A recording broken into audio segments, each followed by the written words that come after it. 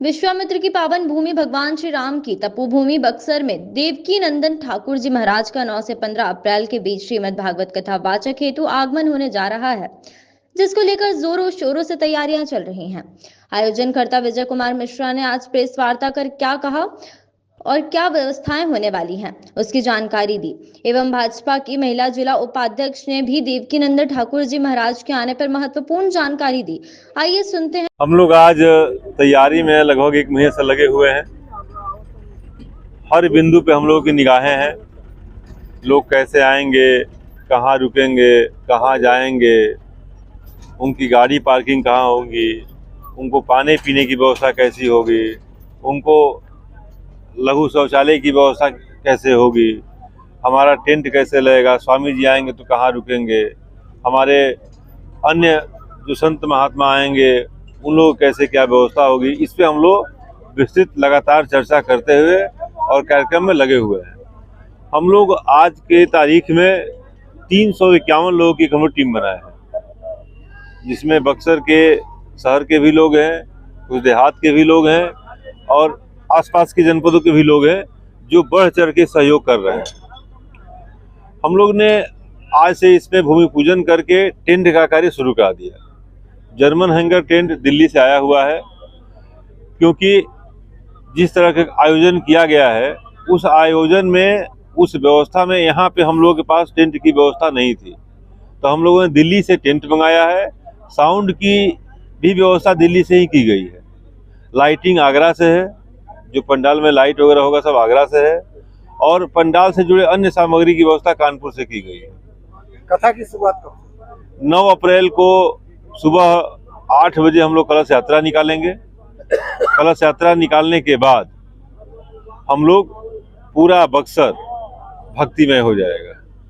सनातन धर्म का प्रचार प्रसार, जो कुंभ में अंतर्राष्ट्रीय सनातन सम्मेलन हुआ था, उसी तरह का सम्मेलन बक्सर की पावन धरा पे, भगवान वामन के अवतरण धरा पे होगा।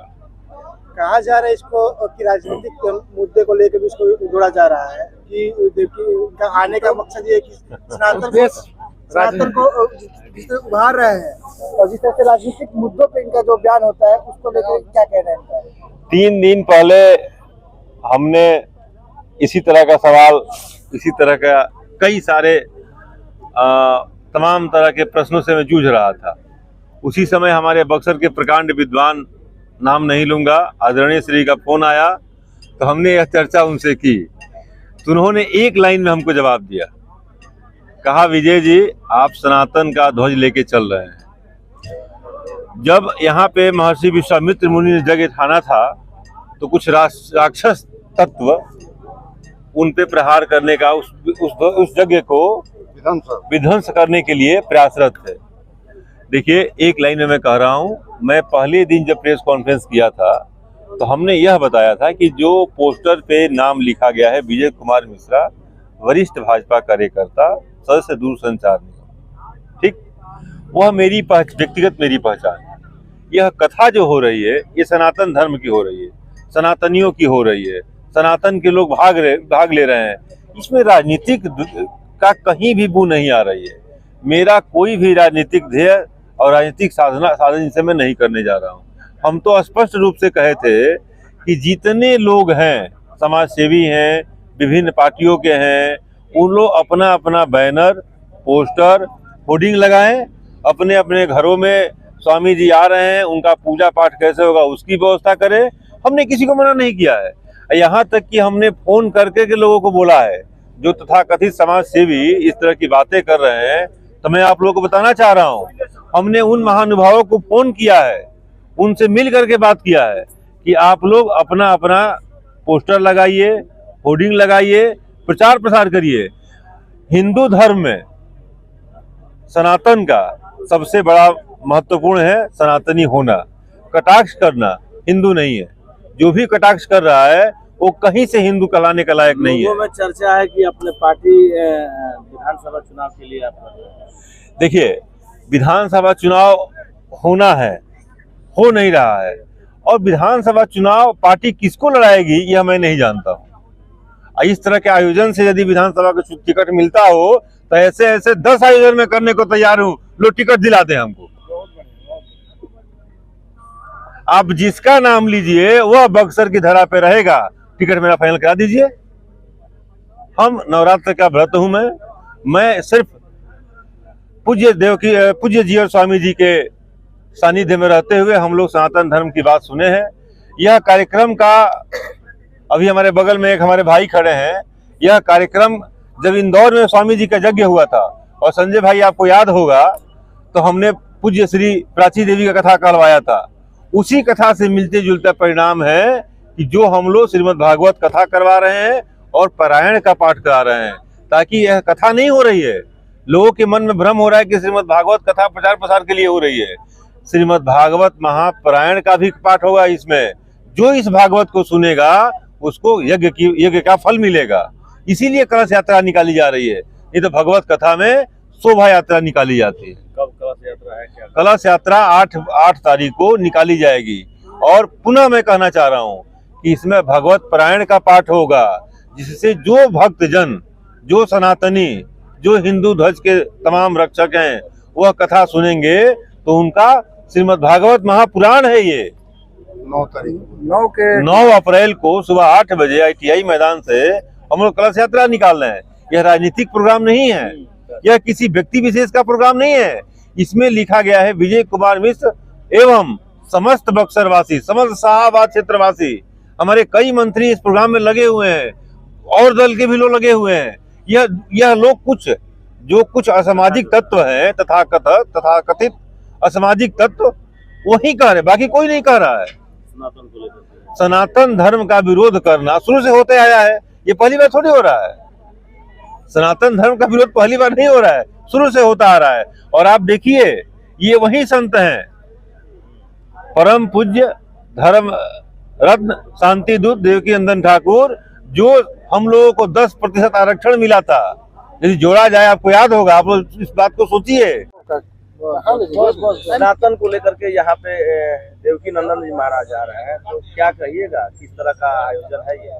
तो कहेंगे हम कि राम कथा की लूट है, लूट सके तो लूट, अंत समय पछताएगा जब सब काम हो जाएगा पूर्ण। शरीर जाएगा छूट, वो सब होता है। जब काम पूर्ण हो जाएगा तो फिर ऐसी भाग्य और ऐसी समय जो छूट जाएगी तो फिर बहुत पछताना पड़ेगा।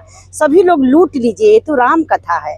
इस राम कथा में भावना जिसकी जो है होना भी चाहिए, इसी की भावना को कोई रोक नहीं सकता है, होनी भी चाहिए। लेकिन अभी तो एक ही विषय है कि हमारे संत सनातन को जगाने के लिए हमारे जो 10% आरक्षण की आवाज़ इन्होंने उठाई, वहीं आ रहे हैं। इसीलिए इस समय कोई मतभेद न करके, कोई भाव नहीं हो। और हम भाई साहब से भी कहेंगे कि सभी से जब कथा होती है, जब कथा का आयोजन जो भी करते हैं, मैं इनसे भी कहूँगी कि विजय मिश्रा से भी, भैया से, कि मैंने सबको लेकर के और ये कथा में मैंने कथा को सफल बनाने के लिए आप झुक जाइए और सबको लेकर के यहाँ लाइए। चूँकि इसमें जो सनातन है, हमारे लगता है कि तो ये तो सनातन का काम है, ये अभी तो पार्टी की कुछ काम नहीं है। इस पर तो न पूछना चाहिए आप लोग को, न इस पर कोई बहस होनी चाहिए। एक ही विषय है, बस राम कथा है, और यहाँ राम कथा का लूट है। जितना लूटना है लूट लीजिए। हम महिलाएं तो बस राम कथा की भाव में यहाँ आए हैं, और 8 दिन वो जो प्रवाह धारा बहेगी उसमें लूटेंगे। और जो लूट के जिसके जो भाव में ले जाएगा, शायद ऊपर वाला, देने वाले तो ऊपर वाले। कितनी महिलाएं आएंगी यहाँ पे, किस श्रद्धा से? ये तो महिलाओं का ही विभाग है। ये जहाँ कथा होता है, और देवकी नंद की दीवानी तो सारी, हमको लमसम लगता है कि बहुत सारी महिलाएं होती है। जैसे ही सुनती हैं कि वो आ रहे हैं तो एकदम कहती है कि मैं जाऊंगी, अपने साजबाज के साथ मैं जाऊंगी, प्रतिदिन जाऊंगी, यहाँ कथा सुनूंगी। तो ये महिलाएं तो मतलब बहुत अंदर से उत्सुक है कि कथा होने वाला है। सौभाग्य है कि हमारे बक्सर में आ रहे हैं। आपके द्वारा हमेशा भजन कीर्तन किया जाता है, तो एक भजन इस कथा को लेकर भी। अब इसमें भजन का क्या है, राम आ रहे हैं और सब भजन भाव से सब इसमें लगना है, सबको काम करना है।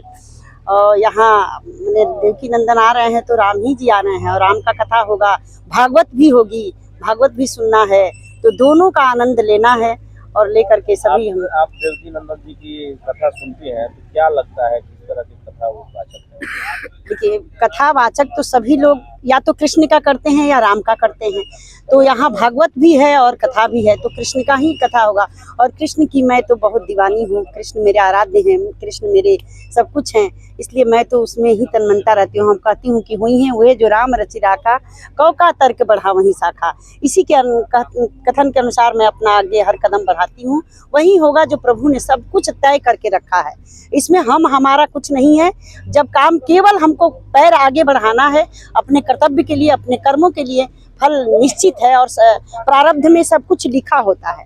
इसमें मांगने और चाहने से अगर मिल जाता तो हर इंसान चाहता है, मांगता है, लेकिन मिलता कहाँ है? वही होता है जो प्रभु दे रखे हैं पहले से। हमारा क्या सवाल? यह वही परम पूज्य देवकीनंदन ठाकुर जी महाराज है जो सनातन के लिए लड़ते हैं।